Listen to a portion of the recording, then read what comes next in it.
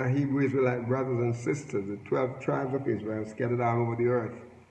Welcome back. This is your Moreh, Yeshua Ben Yireh Israel, and we just want to take this moment to say again, thank you so much for your subscriptions and your likes and your comments and your prayers. Again, let me encourage you, my brothers and sisters, to take a moment and share with your friends and loved ones. If you have not subscribed to this channel and you're watching this channel, we're going to ask you to subscribe.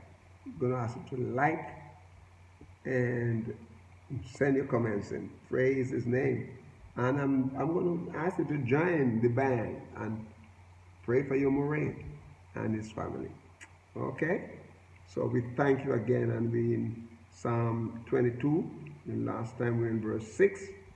And we're talking about anguish and praise. And you see, David is one moment is showing attitude being in anguish, problem, difficulties getting to him, frustration, family members coming up against him, enemies outside coming up against him. He's surrounded.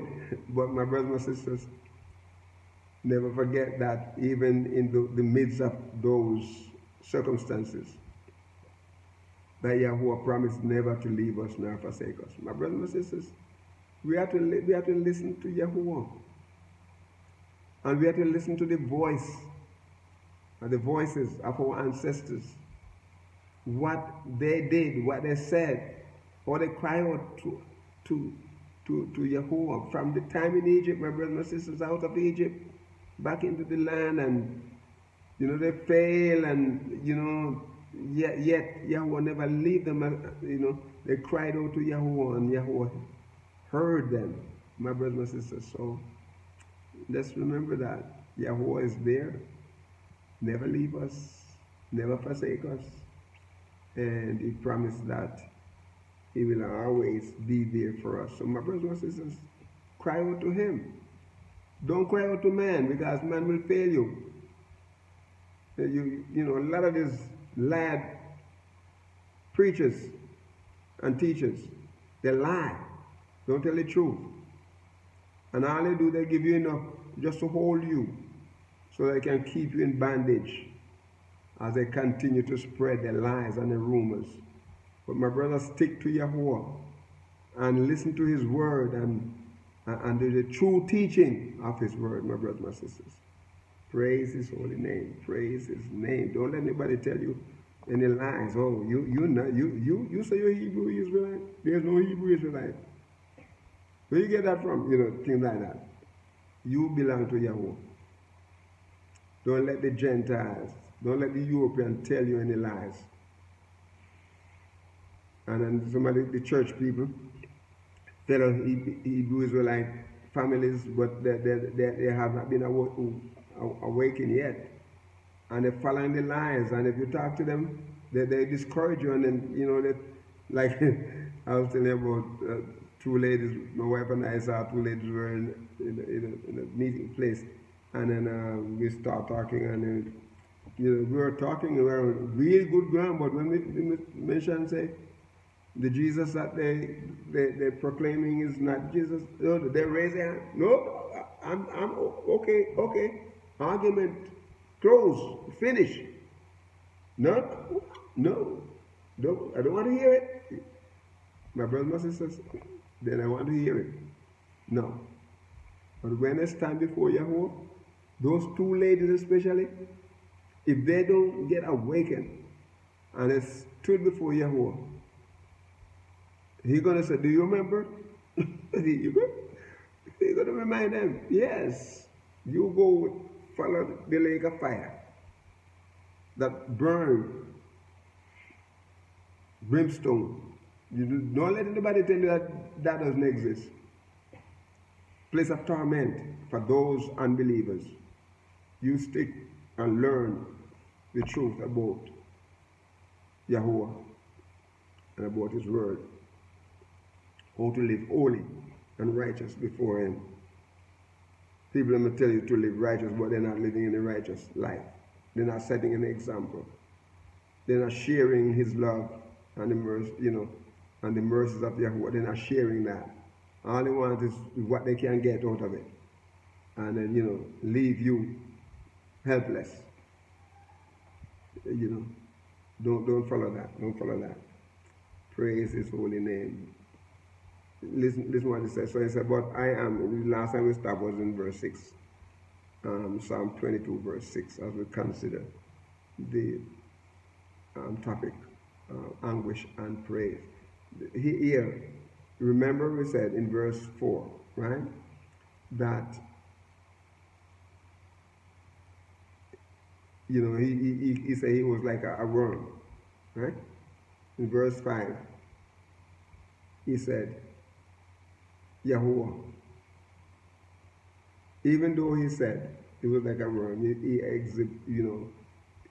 Yahuwah, he needs our praise, right? Our praise is required, to Yahuwah. And in verse 5, he said, our ancestors, our fathers, they prayed, they cried to Yahuwah, and He delivered them. And he delivered them, and they were not confounded. And now here is in verse 6, I am a worm and no man, a reproach of men and despise of the people. Look at the word of the people here. And the word here is ayin and men, and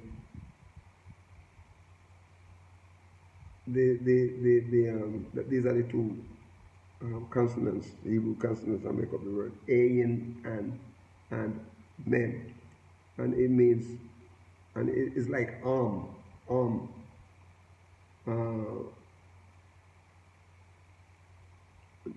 when you talk about here, you talk about folks, people, folk, men, nation, people, a congregated unit, specifically a tribe, like, we said the tribe of Israel, hence, like a troop, attendance, figuratively a flock of men, nation, or people. Okay. And in verse 7, he said, all they that see me laugh.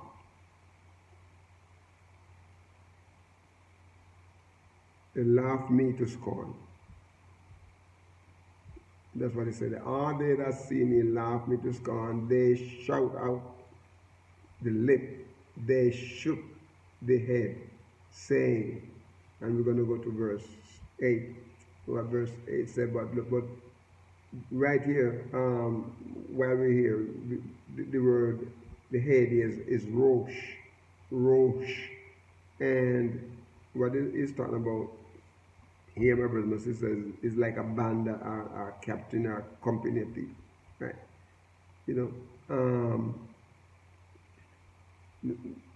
This unused root apparently meaning to shake the head, most easily shaken, whether it's literal or figurative. In many applications, a place, a time, a rank, a band, beginning, captain, capital, chief, the chiefest place, men and the thing. There's a company, basically.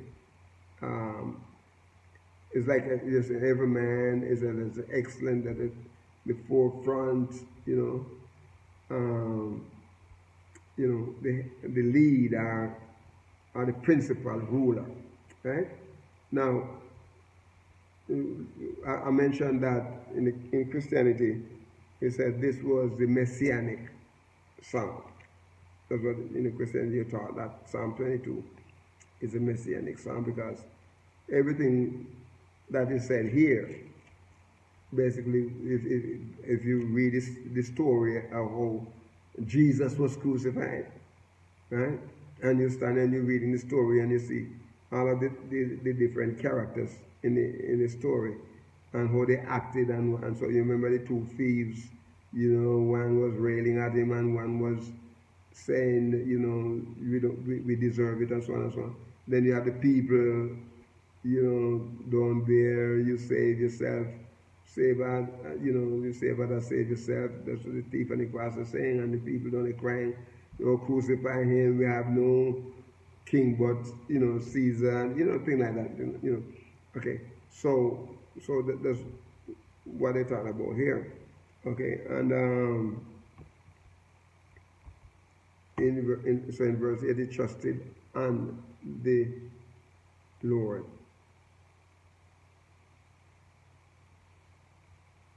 He would deliver him. He trusted on the Lord that he would deliver him.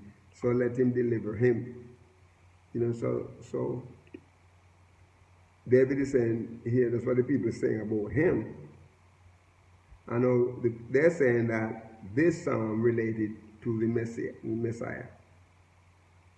Speaks of him. Like David is speaking about the Messiah before time came. The time. Okay.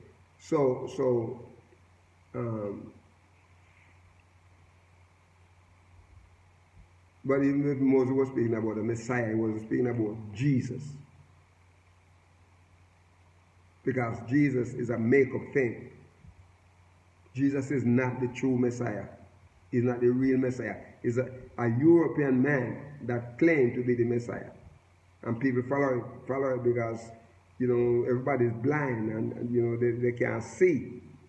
No matter what you tell them, they say, if you tell them that, they'll say you're blaspheming. If I tell all the churches in Jamaica right now, I get everybody before me and I tell them, say, look, the Jesus that you're proclaiming is the one that is made up. They look at me, you know, they stone me for saying that. Okay? Read your history, my brother. Do your research about Christianity. Do your research. So here he said it. He trusted. Look at the word. He trusted it. And this word trusted here is galal. Galal. It is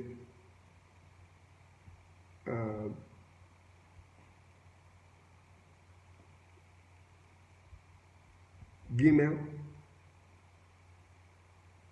It is Gimel, Lamed, and Gimel, Lamed, and Lamed.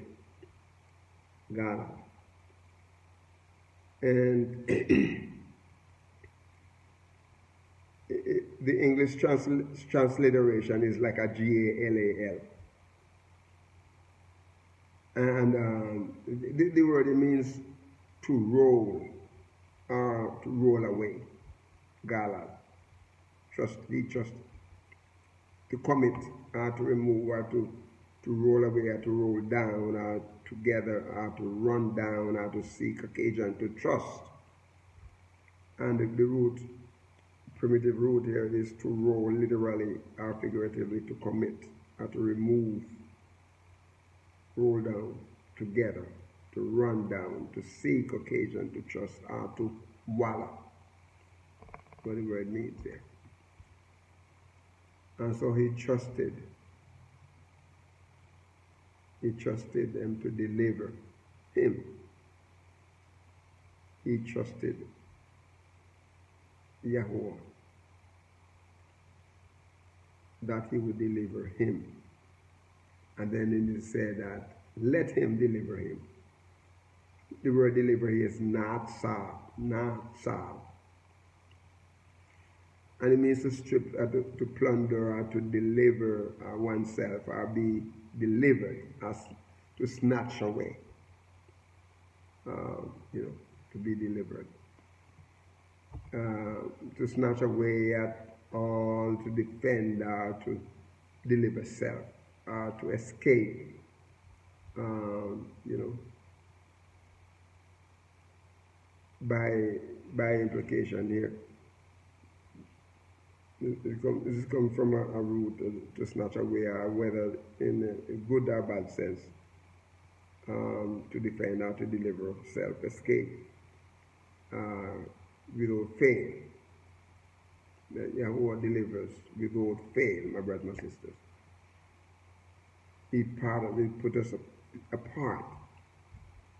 He set us apart, my brothers and sisters. He plucked us out of the hands of the devil. He preserves us, he recovers us, he rescues us, he rid us of the evil. He saves us, my brothers and sisters. We are not a spoil to them that seek to hurt us. He strip us away, surely take us out of the way. Praise his holy name.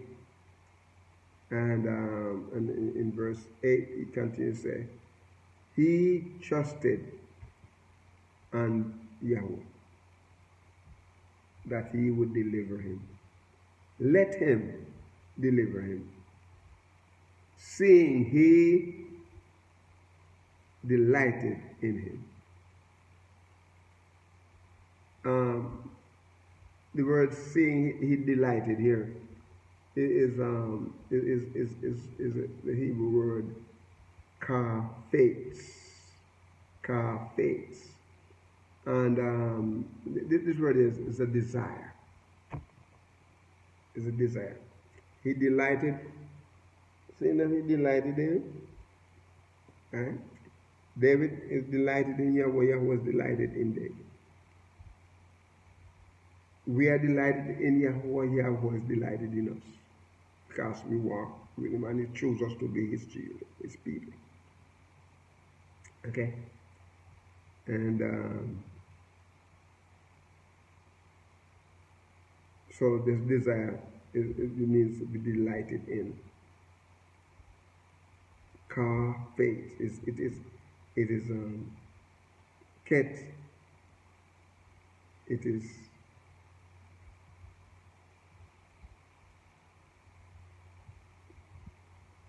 is pay, faith, and also